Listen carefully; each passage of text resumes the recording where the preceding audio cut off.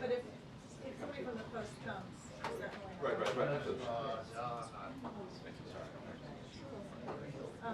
also, I have to be somewhere in the studio at 1:30, so I might be finding over all of you. Okay. That's fine. I think it makes more sense to do this way. That's what I was thinking. Hi, everybody. Good afternoon. We've been gone too long. Somebody's missing stuff. Okay. So the president has been briefed on Hurricane Helene, and at his direction, administration officials are in contact with their local and state counterparts to ensure that they have everything they need. This week, the president approved emergency disaster declaration requests from the governors of Florida, North Carolina, and Georgia, which unlock additional federal resources to help these states respond to the storm. And the entire Biden-Harris administration stands ready to provide further assistance to impacted states as needed.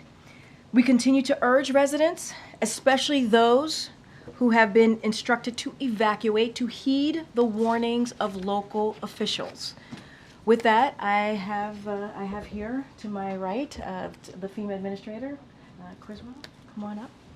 Deanne, thank you so much for being here. Yeah, thank you, Karine. Good afternoon, everybody. As you heard, I did just finish briefing President Biden on the impacts that we are expecting to see from Hurricane Helene. And as I told him, we have been preparing for this storm for a number of days, and we began moving resources into Florida on Monday. I just want everybody to know that this is going to be a multi-state event with the potential for significant impacts from Florida all the way to Tennessee. And the president wants to make sure that everyone is paying attention to the potential life-threatening impacts that this storm may bring. And he has directed me to travel there tomorrow to assess the impacts. The entire state of Florida is under some type of warning right now, whether that's a hurricane warning or a tropical storm warning. And we expect life-threatening flash flooding in the state's north as the storm continues to move north. And so I need everybody to pay attention to their local officials. They're going to have the best information on the specific risks where you are at. We're already seeing impacts in Florida, and the forecast indicates that we could see up to 20 feet of storm surge. So just think back 2 years ago to Hurricane Ian. The peak storm surge from that was 14 feet, and we saw the amount of destruction, and 150 people lost their lives, the majority of them from drowning. So please take this threat from storm surge seriously. Residents that are in these areas, they can still take action. They can take action now to move out of harm's way. And remember that you may only need to go 10 or 15 miles inland to get away from the threat of the storm surge itself, because water is the #1 reason that we see people lose their lives in these storms. So please don't underestimate what the impacts could possibly be. So at the president's direction, we have over 1,100 personnel so far across the federal government supporting the preparedness efforts for this storm. We also have an additional 700 personnel from FEMA that are already in these states supporting other disasters that we can quickly pivot to support any of the response needs as needed. Some of the resources that we have already deployed include 8 search and rescue teams across Florida and Georgia, as well as resources from the Coast Guard, the Department of Defense, to immediately support any life-saving operations as needed. The Army Corps of Engineers has power restoration teams and debris specialists who are going to be able to help restore power and support debris removal operations as soon as it is safe to do so. We have health and medical task forces from Health and Human Services to evaluate the impacts to medical facilities. We have food, water, generators, and tarps that are deployed to staging locations across the region, and so they are easily accessible and movable post-storm. And the Red Cross is actively standing up shelters in areas that are expected to see and feel the impacts from Helene. My regional administrator is currently embedded in the Florida Emergency Operations Center, as well as incident management assistance teams in Florida, Georgia, and Alabama, and we have one currently moving to North Carolina today, so we can ensure seamless communications between the federal government and the needs of the states. I'm very grateful, as you heard, President Biden quickly approved pre-landfall declarations for Florida, Georgia, and North Carolina, and this allows us to immediately provide any of that life-saving support in the coming days. And I'm grateful for the rest of the federal family that is there on the ground working with us side by side as we prepare to support the American people for what is to come over the next several days. I just want everybody to know that the Biden-Harris administration, we are ready for this event. We have aggressively pre-deployed resources. We are postured for whatever response might be needed. And so let me just say one more time before I take any questions, take the storm seriously. People in Hurricane Helene's path, you need to listen to your local officials. If they tell you to evacuate, please do so. And if they tell you to shelter in place, then that's what you should do. They're going to give you the best information that you can do for your specific situation. Those decisions can save lives. And with that, then I'll take questions. Thanks, Karine. Thanks, Dan. So this is likely to be the 21st billion-dollar weather or climate disaster this year. So does FEMA have the resources to keep on responding to disaster after disaster like this? So we have absolutely enough resources to continue to support the life-saving response that we need to for this event. I think everybody's aware that we went into immediate needs funding as our disaster relief fund, the funding was running low.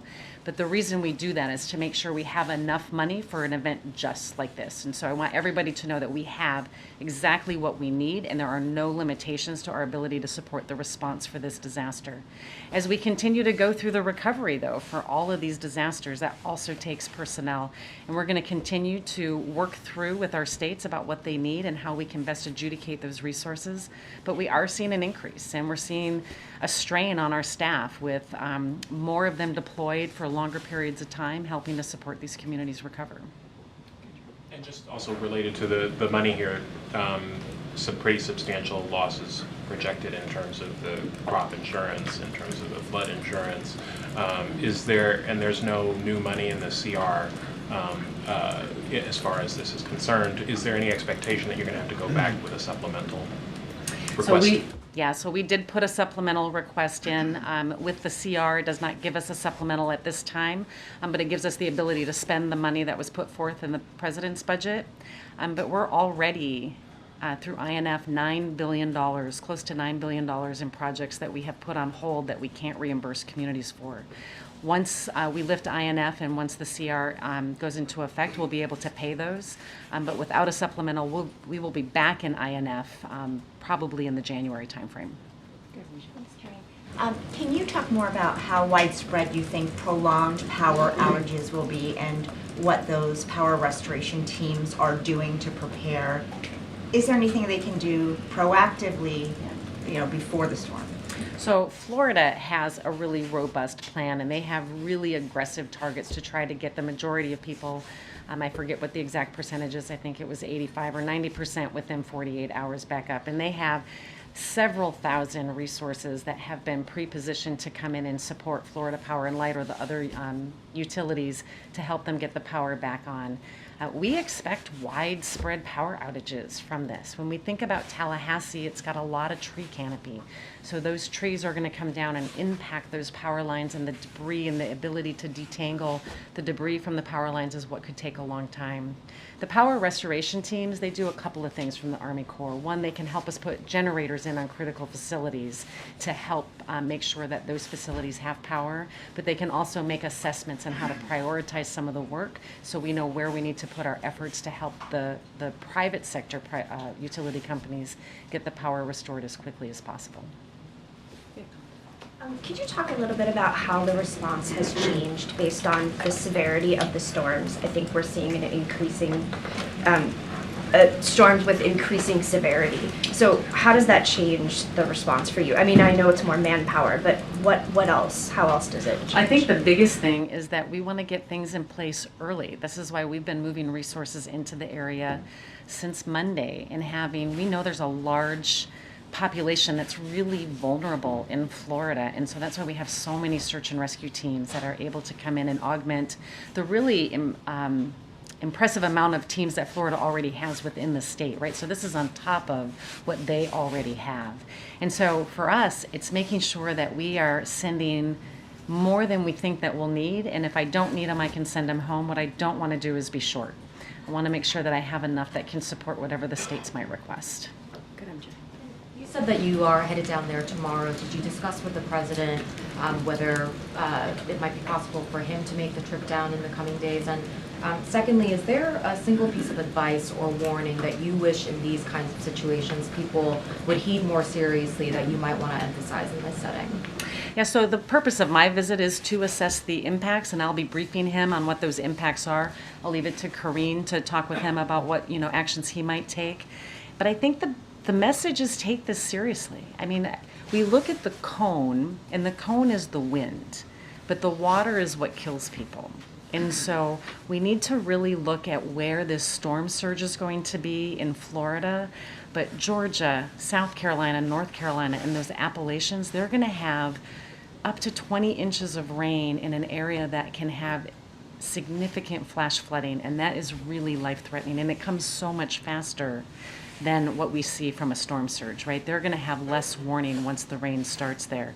So they need to know what they're going to do now, put those plans in place today for where they're going to go, how they're going to contact their family and their friends, what they're going to need to take with them, like medicine or power devices for medical reasons. It's not too late. They should be able to put those plans together today so they can take the actions that their local officials tell them to do.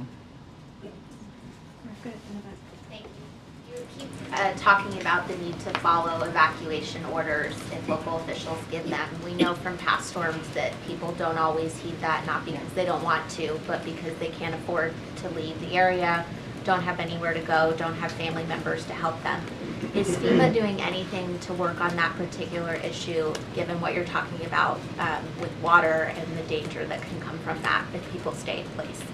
Yeah, so part of the pre-landfall emergency declaration is specifically to reimburse states and local jurisdictions for any of the costs that they incur to do sheltering and evacuation, because we want them to have the resources to put in place whatever measures that they need.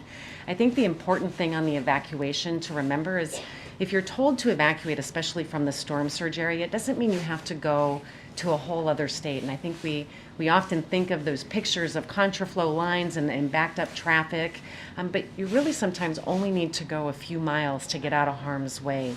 And so the local officials should be able to tell you where there's local evacuation centers that you can go to until the threat of the storm has passed. And then when we get to the point where if they are displaced, then we have the long-term sheltering concerns that we'll have to work with. But the initial sheltering concern is just getting out of this storm's path for right now. Then we can work on what those long-term needs are. And that's why the pre-landfall declaration is so incredibly important that the president approved, is to make sure that those states have the resources to stand up those shelters and to help people get to safety. And do you feel that the state is ready to stand up those shelters? I mean, you're talking about how you're going to reimburse them, but is Florida ready to do that? Florida has stood up many shelters, and the American Red Cross is also there supporting that. I just need people to evacuate and go to them. Okay, we'll wrap it up. Go ahead, John. Thanks, Karine. What resources are available not only to families but also to small business in the aftermath of this storm making landfall? Resources coming not only from FEMA but also from the SBA. Yeah, there's a number of programs that are available. For FEMA, we specifically made some changes into our disaster declaration, the Stafford Act, recently, which allows people that work from home to actually get compensated for some of their business losses if they work from home, like if they had a computer or other equipment that they needed to do their personal, if they're a photographer and they lost their cameras. So we just made that change recently in March to be able to compensate small business owners that work from home. SBA can speak specifically about their programs, but they've also made some really amazing changes this year, which increases the dollar amount that people can borrow from the SBA. It extends the time where they're going to delay the interest until they have to pay it or to start to repay that loan. And it's a tremendous resource to really help small businesses get back on their feet. And how do you decide where to position yourself tomorrow with the storm making landfall? So we're looking at where we think the biggest impact is going to be, and right now it looks like it's a dead-on hit to Tallahassee. And so we'll fly as close to Tallahassee as we can get, and then I'll meet up with the governor and his team so I can see what the impacts are, hear what the team is thinking, and then we will assess, right? I've got staff on the ground that will have the intel as to where the hardest hit areas are. And then typically we like to either get an aerial view so I can fly over and see what some of those damages are, or on the ground if need be. But I'm also prepared to move up to Georgia, North Carolina, South Carolina, as we start to see what those impacts are and assess that. And because me being on the ground helps me validate some of the damages more quickly so we can get major declarations in place faster. Last question. Thank you. At the start of this year, you rolled out reforms to cut some of the red tape for the individual assistance program. Now that so many people are in the path of this storm, can you give an update on how quickly you expect survivors to be able to tap into that, given those changes that were put in effect more than 6 months ago at this point? Yeah, we've seen some really tremendous positive impact from the changes that we have made. In fact, one of the changes we made was we decoupled the requirement to apply for an SBA loan in order to be eligible for our programs, and it's really saving people several days in the process, and we're getting a large number of people that wouldn't have come back to us, which is great. We're also seeing people get funding quicker, right? We have serious needs assistance that can get them a very small amount of money to help with some of their immediate costs, but also the individual and households program that can help them with if they're underinsured. And so it really all depends on what their specific need is. The money that they will see the fastest typically is that initial $750. Any damages to their home, we still have to assess and see what those damages are, and then can make that determination. But we have teams that go right out in the field. They can register them in the field, and that really helps to speed up the process. Okay. All right. Thank you so much, Administrator. Thank you, Karine. Appreciate it. Thank you. Thank you. Thank you. Thank you. Appreciate it.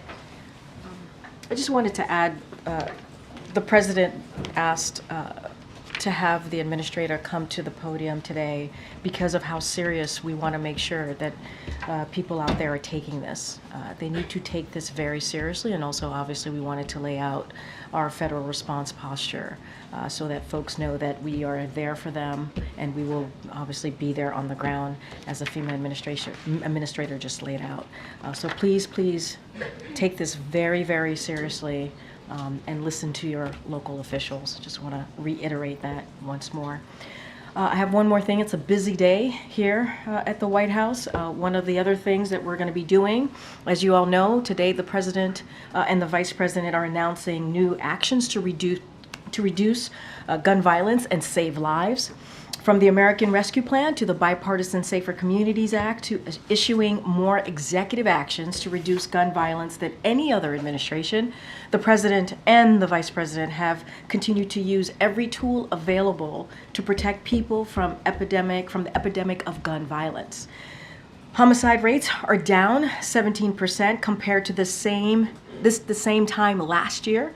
And the number of mass shootings this year is 20% lower, but more must be done. So President Biden is going to sign an executive order to accelerate progress on two key priorities: combating emerging firearms threats and improving school-based active shooter drills.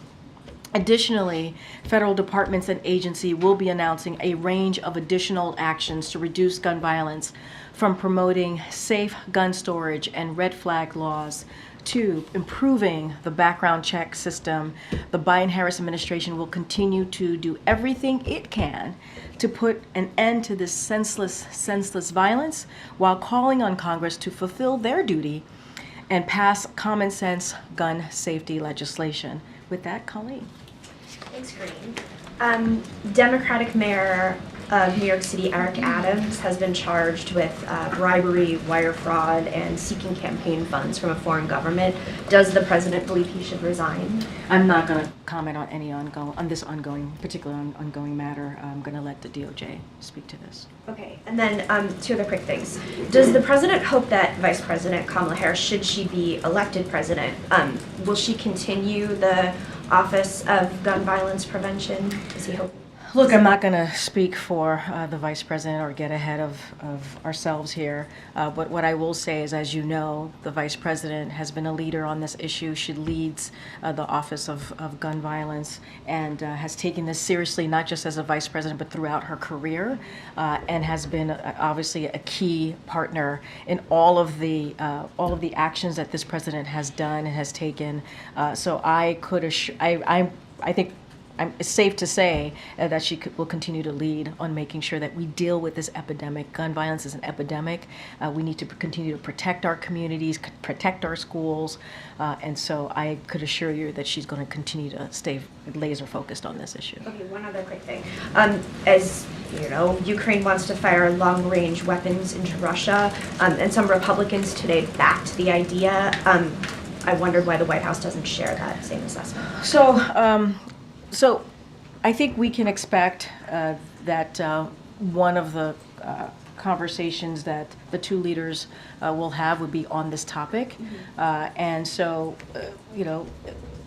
there'll be also a broader discussion on the significant amount of military aid we are providing Ukraine. You saw our announcements this morning, although I'm not expecting there be any new announcements on this particular action or a decision coming out of this meeting. I expect the leaders will discuss the weapons system the president announced, as I just stated.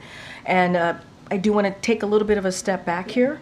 I want to remind everyone watching the briefing how the United States, how this president has mobilized a massive amount of military equipment and capability to help Ukraine really fight back, push back against Mr. Putin and his aggression. It's been almost 3 years. And this president has been there at day one.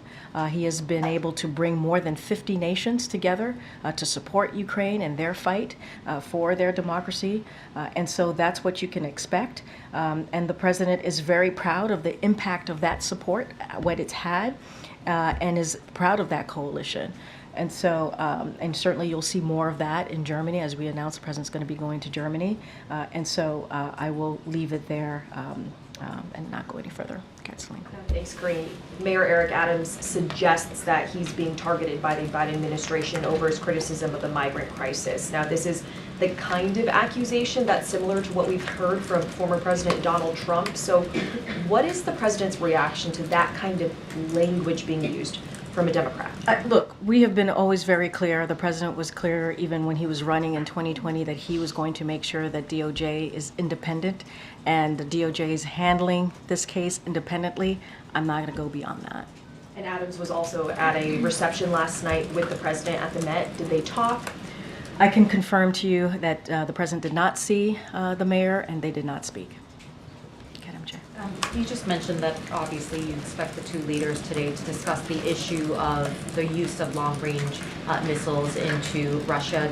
Do you know if the president has any openness to changing his policy stance on that? Look, I said it's going to be one of a range of topics that they're going to discuss. And let's not forget, the president and both presidents saw each other recently, just yesterday. They've had multiple bilateral engagements. This is a continuation of that, continuation of the support that you have seen from the United States, and obviously what the president has been able to do in the past 2+ years and bringing nations together to continue to give support to Ukraine.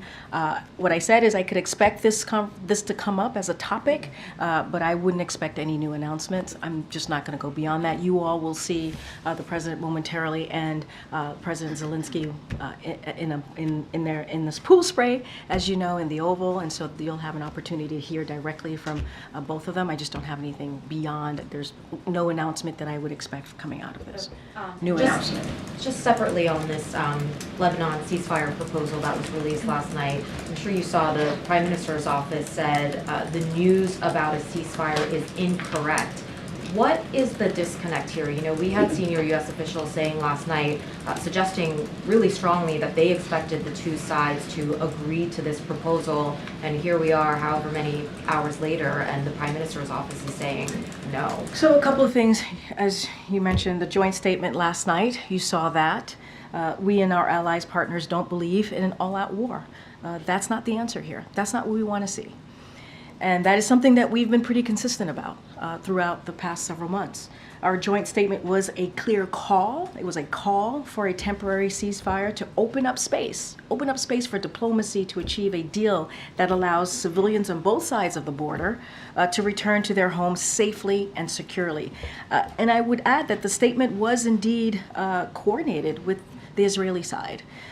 There are now discussions ongoing today in New York. Our teams are continuing to have discussions, and so you'll probably hear more later in the day, but those discussions are ongoing. If it was coordinated with the Israeli side and the expectation last night, as it was shared by senior U.S. officials, was that the two sides would agree to this imminently, why are we hearing from the Prime Minister's office today? I would have to refer you to the Prime Minister's office. I'm just laying out the facts and what we know and what we want to avoid. We do not believe an all-out war is the answer.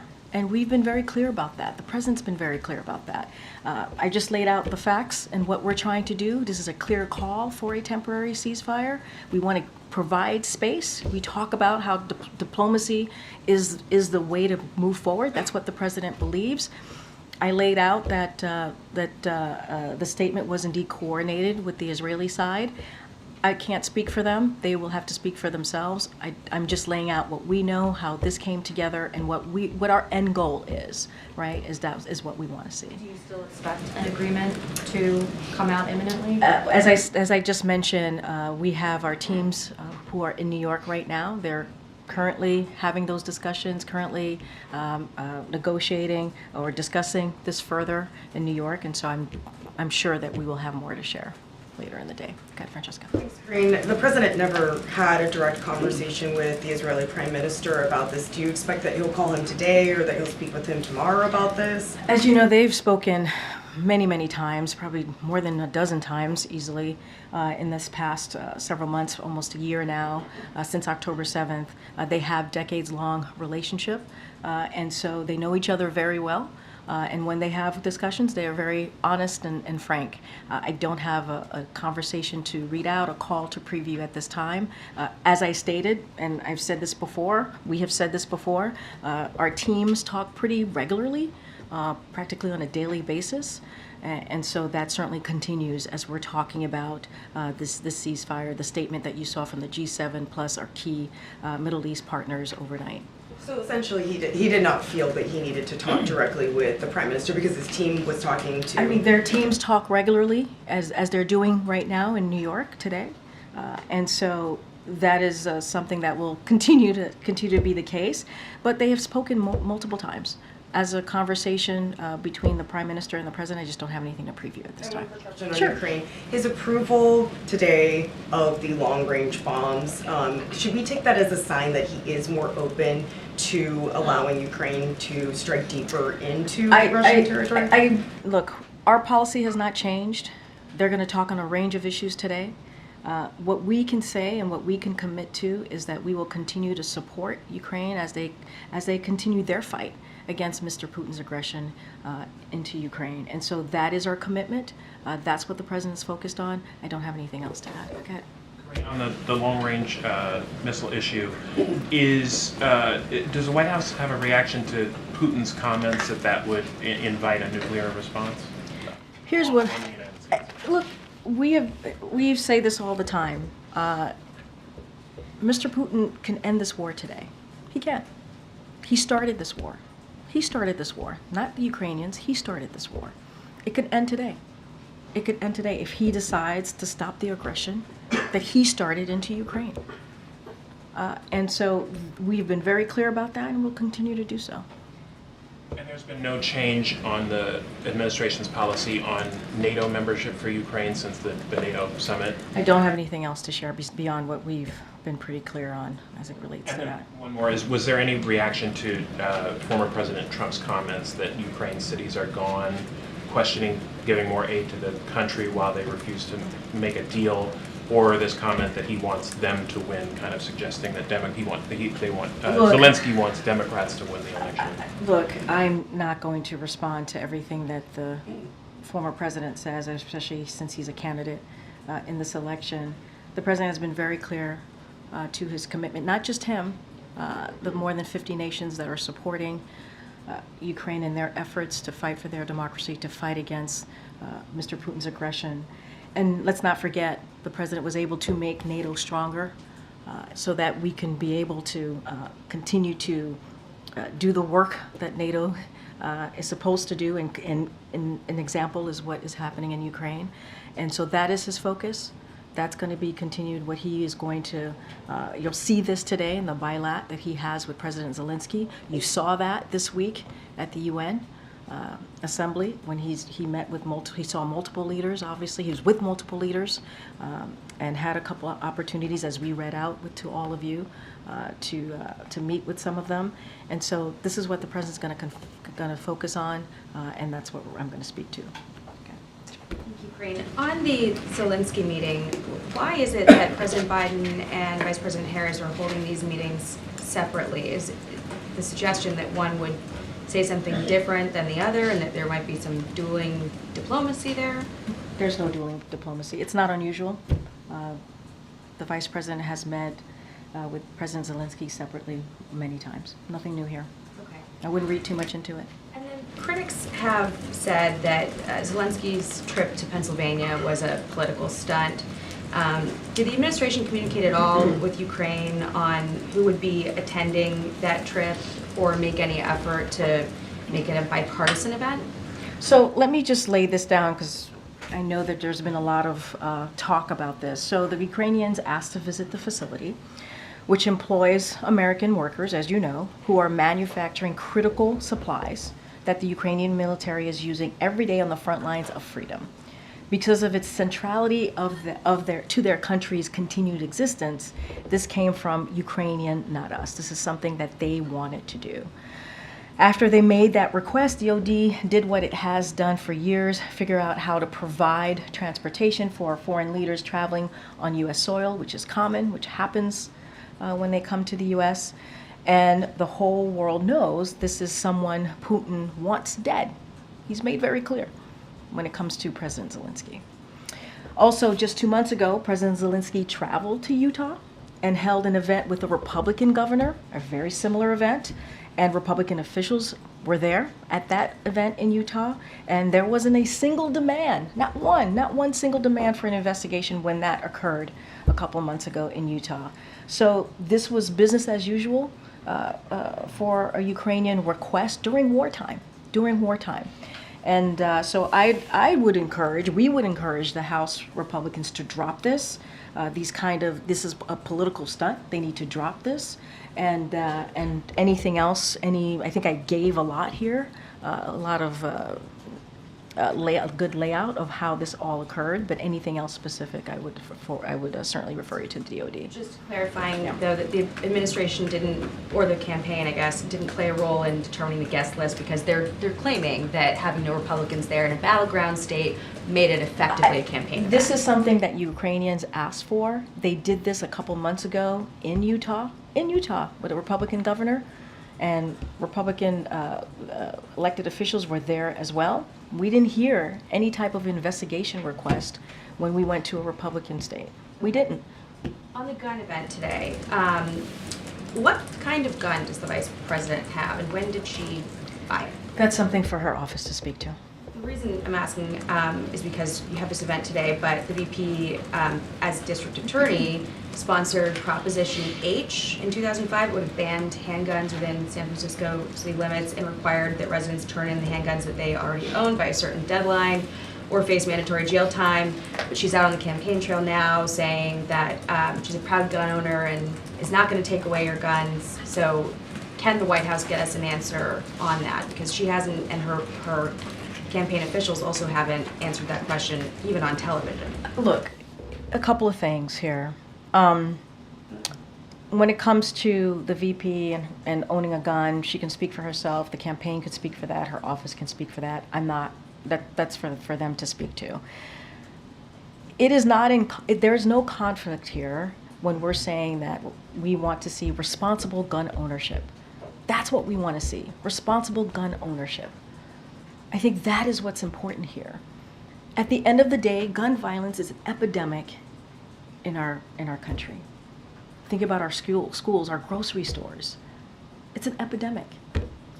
We have done the work. We have seen violent crimes go down because of the work that this president and this vice president has done. There's an office to prevent gun violence, and that is something that she leads. But we're asking for responsible gun ownership. That's what we want to see. That's what's important here. And if people don't understand that, I don't know how to further even explain that to them. Our kids, our schools, there's an epidemic here. There's an epidemic. There are drills happening in our schools right now. That's something that the president's going to speak to. That is traumatizing some of our kids because of this epidemic. And so that should be the focus. How do we make sure that we end this epidemic? We want to see responsible gun ownership. That's what we want to see. I think the question is not about responsible gun ownership, though. It's about, her past position saying that it's supporting a measure that would have required that non-law enforcement or military residents of a city turn in their handguns, so no gun ownership, or face possible mandatory jail time versus what she's saying now. And then also not answering the question of her gun ownership. Again, that's something that she's going to have to speak to. What I can speak to this moment and this time, what we've been trying to do for the last 3.5 years is make sure that we are dealing with an epidemic that is existing in our communities, that we see in our schools, that we see in grocery stores. It is an epidemic here. And what we're trying to do is prevent gun violence. And we have seen that go down. We have, because of this work, because of the executive actions, because of a bipartisan legislation that was able to be done under this administration to deal with gun violence, something that we hadn't seen in 30 years. So there is some bipartisan support here to deal with a responsible way of having gun ownership. We need to do more here. We need to do more. Go ahead. Thank you, Karine. Back on the long-range missiles into Russia, our latest reporting is that President Biden has not changed his position on this, in part because the Pentagon has assessed it would do very little to change the trajectory of the war. So does the president plan to be blunt with Zelensky about that assessment today and to give him a yes or no answer, at least as far as it stands today? So, again, I'm not expecting any new announcements. That is something that I'm going to be clear about. What our focus here is that we are focused on ensuring that Ukraine has what it needs to prevail in this war. That is the president's focus. That's what they're going to continue to discuss about. That's what they're going to, the president's going to continue to support Ukraine on, not just us, the 50+ countries that the president was able to get together to support Ukraine, making NATO stronger. I'm not going to get into any reporting about this. I've been very clear, and you're going to see both presidents momentarily in the bilat. You'll hear directly from the president, and so I'll just leave it there. Okay, and then following up again on the ceasefire deal in Lebanon, you said that the statement was coordinated with Israel. Are you saying that the U.S. has any reason to believe that despite what we are seeing and despite the public comments, Israel agrees with the U.S.? What I'm saying is that their discussions continue in New York. I laid out the facts as they are, and wanted to be very clear about that. Let me just read out a couple of things from the joint statement that you all saw from the G7 plus key partners, Middle East partners. The situation between Lebanon and Israel since October 8th, 2023 is intolerable and presents an unacceptable risk of a broader regional escalation. This is in nobody's interest, neither of the people of Israel nor of the people of Lebanon. It is time to conclude a diplomatic settlement that enables civilians on both sides of the border to return to their homes in safety. Diplomacy, however, cannot succeed amid an escalation of this conflict. So we want to see a ceasefire, a 20-day ceasefire. Those discussions continue. It was something that we laid out, right? It was a plan that we laid out. And so we want to certainly see that move forward, and those discussions continue in New York with our teams. And you've made that abundantly clear. But I guess my question is, Israel is not on the list of countries that came up with the proposal or has agreed to it. You're right. It's a G7, So- the G7 plus the key Middle East partners that put forward this this joint statement last night. So why do you have any reason to believe that they're going to agree to this? As I stated, and you pointed this out when you asked me your question, Israel was aware of this statement. And now, what I can tell you right now, we are having continued discussions that is happening with our teams in New York.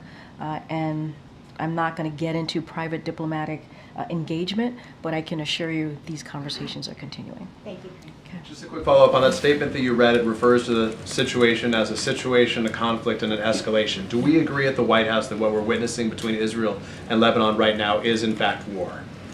I'm not going to get into semantics from here. What we know and what we are seeing is that this cannot continue, and we want this to end, right? We want a peaceful solution here. I'm just not going to get into semantics. I guess I right ask because we've heard the president say, as he said multiple times this week, that he wants to avoid a full-scale war, an all-out war. He said it remains a possibility. That's why they're pursuing this diplomatic solution. But I guess just for our understanding of what an all-out war looks like versus what we're witnessing now. I mean, look, I'm not going to get into. Here's what we want to see.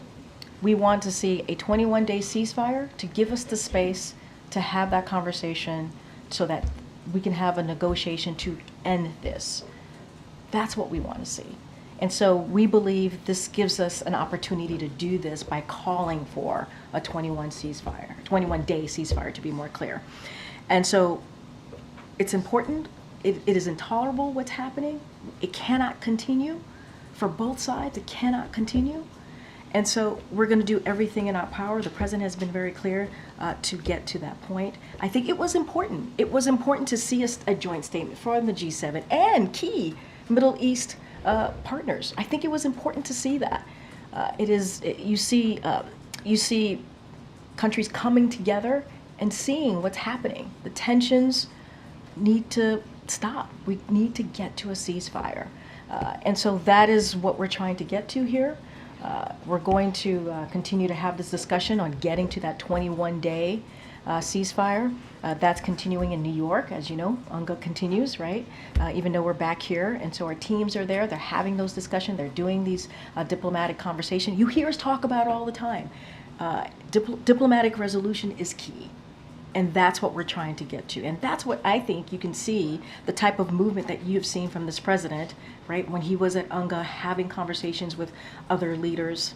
And now we've come to a place where we've put this forward, and this is what we believe. If we see this 21-day ceasefire, it gives us the space. It gives us the space to have that conversation. Okay. Thank you, Karine. I'm going to have another go at the ceasefire. Sure. So, the White House said that they don't want to see a wider war, and you wanted to see this 21-day ceasefire. But yesterday, a senior administration official described this proposal as a breakthrough. So A breakthrough. yeah. So what makes you believe that just the parties is listening to you when they did not listen to you over maybe 10 months, and the White House failed to secure a ceasefire between Israel and Hamas? The party changes now is Israel and Hezbollah as opposed to Israel and Hamas. Mm-hmm. So where do you get this optimism when the president always say we are 2 days away from securing the ceasefire, we're 3 days away, until now you're unable to secure a ceasefire and release U.S. hostages? So where is this optimism coming that both Hezbollah and Israel can listen to the White House? So here's the thing. As I stated, our teams have been in discussion. The president certainly has been engaging. our teams in particular with Israel and Lebanon throughout this week. And based on those conversations, right, we have had with Israel and Lebanon, and we have had with our partners as well, we felt comfortable in releasing this statement because of those ongoing dialogue, that diplomatic conversation, resolution that we're trying to get to, calling for a ceasefire. And it is up to the parties to respond. I mean, it is up to the parties to respond. But we felt comfortable in releasing that statement last night because we have been having those discussions with Lebanon and Israel. But to your point, it is up to the parties to respond. Now, we put out the statement, the joint statement last night. Conversations continue, discussions continue in New York. And so we're going to continue to move that way. But we have to do something, right? We have to continue to act. And diplomacy is the way to deal with what we have been seeing. Right? Does the White House have leverage over either party so we don't go to a wider war? We're trying to prevent a wider war. That is what we've been working towards for some time. And we have had these discussions with both Israel, with Lebanon, with our partners, and we felt comfortable enough to release this statement. We believe that diplomatic resolution is key here. And we can't stop. We got to continue to try, right? But it is up to our partners to respond. It truly is. But just because we release the statement, it doesn't stop there. It doesn't. So we're going to have diplomatic discussions as it's happening in New York. It doesn't stop from last night releasing this joint statement. And we'll see where we get. We'll see where we get to. One last question. The number the people who have been killed in Lebanon is over 600 now, 2,000 wounded. Do you believe that these are legitimate targets, including the number of the dead, also women and children? And do you believe that Israel still operate within international law? Here's what I can say. We want to see the tensions end. We want to see a ceasefire. That is what it's what we're seeing right now, and this is in our statement. It is intolerable what's going on right now. It cannot continue. And it's not good for either side. It is just not. This is why we're trying to get to a diplomatic solution here. And you mentioned children and women. Nobody wants to see that. We don't want to see that. And so we're trying to get to a diplomatic solution. That's why we called for, we laid out a path, a call for a 21-day ceasefire. And that's why we're continuing to have these diplomatic solutions, right? Diplomatic conversations. We have to do this. We have to. That is the way out of this. And I know we have to wrap pretty soon. Go ahead, Garen. In response to a criminal complaint filed against Donald Trump and J.D. Vance, Congressman Clay Higgins of Louisiana, in a social media post, described Haitians as, quote, gangsters, and Haiti as, quote, the nastiest country in the Western Hemisphere. He has since deleted that post. CBC Chairman Stephen Horsford tried to censure him in the House yesterday. Was blocked by Republicans. But what is the White House's reaction to Higgins' post and the failed effort to hold him accountable? Look, I'm not going to speak to House actions and how they go about their business. That is for them to decide how they're going to deal with individual congressional members. What I will say more broadly, and we have been very clear from here, the President has been clear, the Vice President has been clear. I think what we are seeing right now, what we have heard from national leaders about what is going on in Springfield, Ohio, the baseless lies and conspiracy theories, it's dangerous and it is false. And to go after immigrants in that way, who are there legally, helping a community economically, who are welcomed in that community, and saying these baseless lies, is dangerous. And so what this president and this vice president believes is that we cannot pull apart our communities. They want to bring together our communities. That is what you have been seeing over the last 3.5 years.